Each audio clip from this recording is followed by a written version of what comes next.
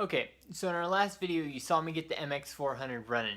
We got the thing screaming, got to go up and down the street with it. Didn't have very much clutch because the clutch cable was too loose, but we did actually have it all running and ready to go. Unfortunately, the compression was a bit lower than I'd like, and since I do want to race it, I'm just going to go ahead and do the top end on it. So first thing we're going to do is pull everything off, pull off the upper cylinder, measure out the piston, see what size piston we're going to need, go ahead and replace the piston and rings. Unfortunately, since I don't know what size piston's in there or what it's been bored out to, I have to pull all of it off and measure it before I can even order a new one. So, first things first, that's what we're going to do. Little shop dog. She looks like a little rat. Once again, I'm super lucky to have this book. It's just unfortunate that this book costs $100 because I pretty much have to use it to break down this engine. So I'll try to keep it as mint as possible, but anyone who's worked in a shop knows that that's not always possible.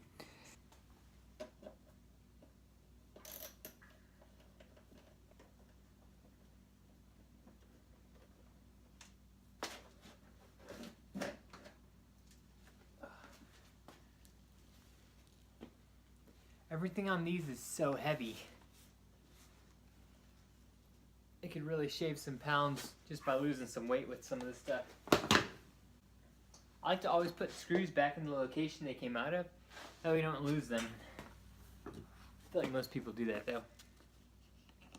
Seat off. Check. Next comes the gas tank.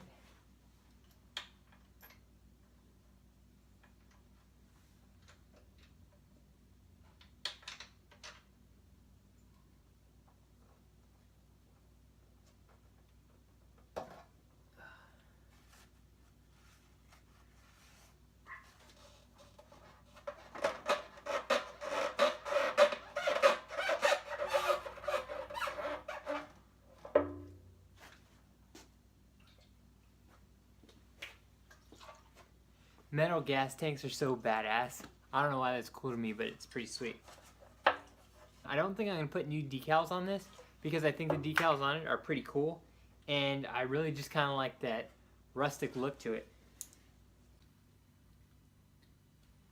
And there you go, that's what it looks like. You see that single monoshock? If you've never seen this before, it actually travels all the way from there to the back swing arm. So it's actually right underneath the middle of the bike, which is cool. They came with 3 different sized, or different spring rates. There was a normal, a heavy, and a light. It said that the stock came with a normal size, so kind of just rebuild it from there. As you can see, these are kind of wore out and whatnot too. Alright, next step is taking off the exhaust to get to the head. It said to unplug the spark plug and remove it at this point. So I'm going to go ahead and take care of that and keep going with this.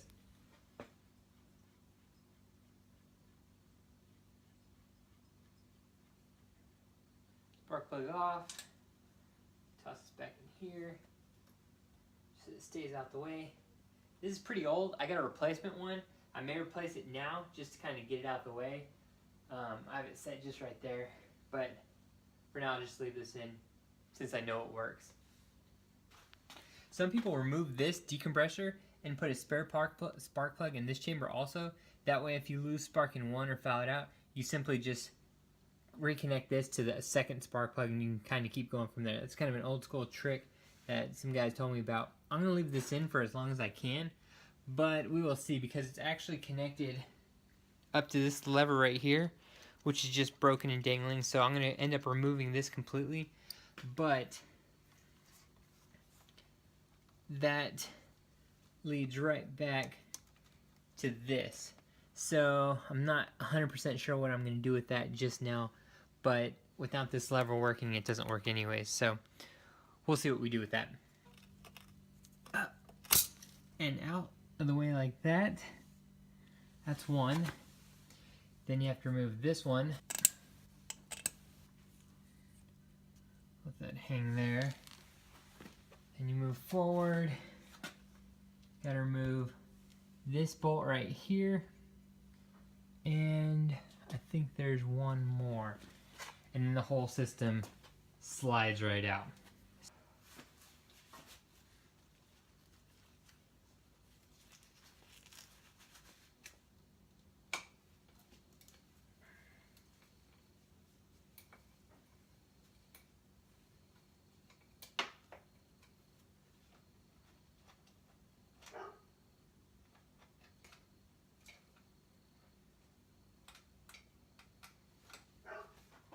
just like that, the exhaust is free.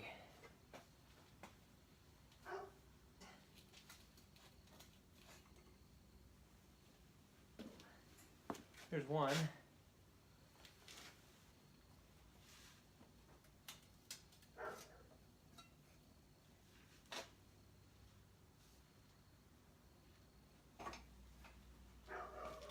I gotta be careful at this point. You just found the crack in the exhaust, and I don't want to break all that off.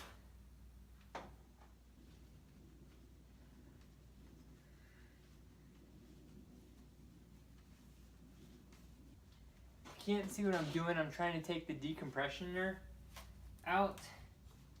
It is almost completely unscrewed. From there, I should be able to get the exhaust off. I love how everything smells like gas too. That's always fun. That's interesting. Let me show you what this does.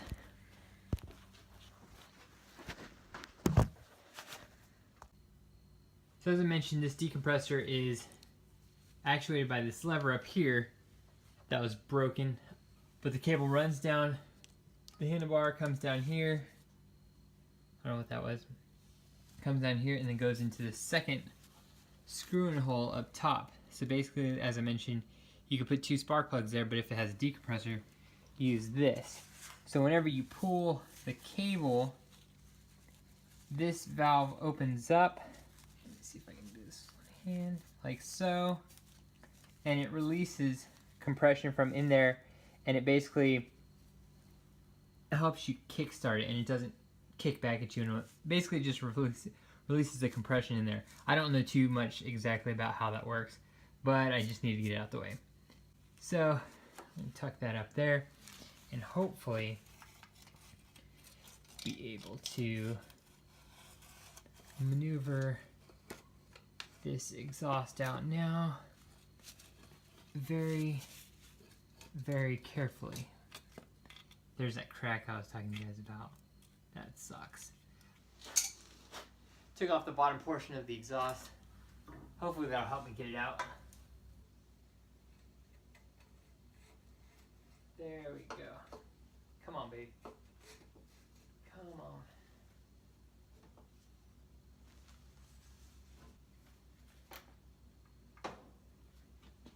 And I'm out. Ooh, man, look at that crack. I don't know if you can see it in the light, but it is literally cracked from here all the way around, through there, and through the bottom. I'm gonna see if I can get that re-welded though. Hopefully I'll be able to get that tacked up by a muffler shop. Easy mode. That right there gives me full access to my cylinder head. It should just be a matter of removing these 6 bolts now, putting the piston at top dead center, and then pulling this top off, and then I'll be able to see the cylinder itself and see how everything looks in there.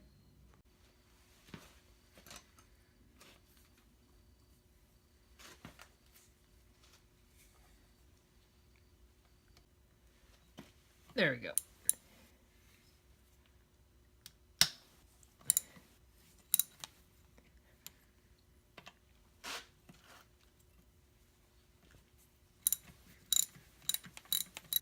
Okay, so each one has a washer and a nut. It's easy enough to remember. Okay, this is always an exciting moment, taking a cylinder off for the first time and seeing how everything looks. So we're just taking the cylinder head straight off, pull it to the side, and then there's our piston down low. I'm going to pull it to top dead center before I pull it out, but so far the cylinder walls look pretty good. That's a bit dirty, but there's no scoring or big marks or anything like that on that, so that's a super good sign. I'll polish that up before I put it back on, but I'm really happy with how that looks overall. It looks really good. Should be a gasket right here. Yeah, I don't think these are reusable. Most head gaskets aren't, so I'm going to try and hop online and find one of them. I'm going to go ahead and have to take this off too, which I believe goes to maybe the ignition or something. I'm not 100% sure what that is. It has a cool Yamaha logo up front. I've seen it before as far as a part I could replace and buy, but I don't know what it is. So, cylinder's coming off next. Alright, so this up front is actually the decompressor. So you just have to unplug this, and this actually comes back and reaches around and plugs in back there. So I'm not 100% sure how that works, but it's the decompressor. So I'm not for sure what I told you was the piece over here. I'll have to look that up. Learning as I go, people. Look at that cylinder. That's exactly what you want to see. But I'm just going to go ahead and replace the piston and the rings together. That way I can just start from scratch and know everything is good to go. Exactly how you want to see those walls looking like a mirror. So that's how the piston looks when it's up top dead center. And then to remove these, the cylinder jug itself, you have to send your wrench in there and then remove the same. You got 4 bolts in there holding the cylinder or jug in place, and you just unscrew that while making sure you don't mess with these bolts up here. So after you get all 4 of those loose, then you should be able to just lift the jug up. Then you want to stuff paper in there as soon as possible so nothing falls in your actual motor, and then from there you'll be able to see your piston and rings and complete setup up top.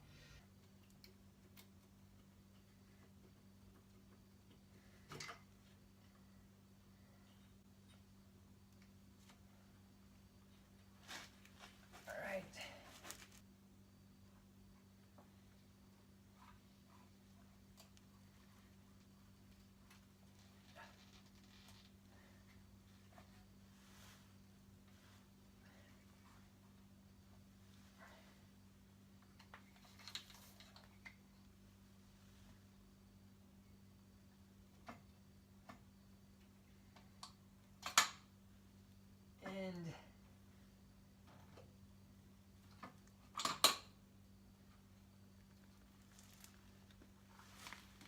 we're clear. Cylinder's off.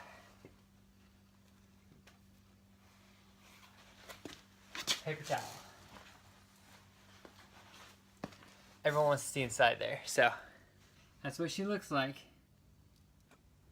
There we go. I'm also going to go ahead and put some paper towels inside the cylinder to keep that all clean and everything. So I'll clean all that up, clean that up, replace the piston and rings, and go from there. That's where I'm going to leave you guys for right now. It smells like gas really bad, and I feel like I've gotten a lot of good progress. So I'm out for now.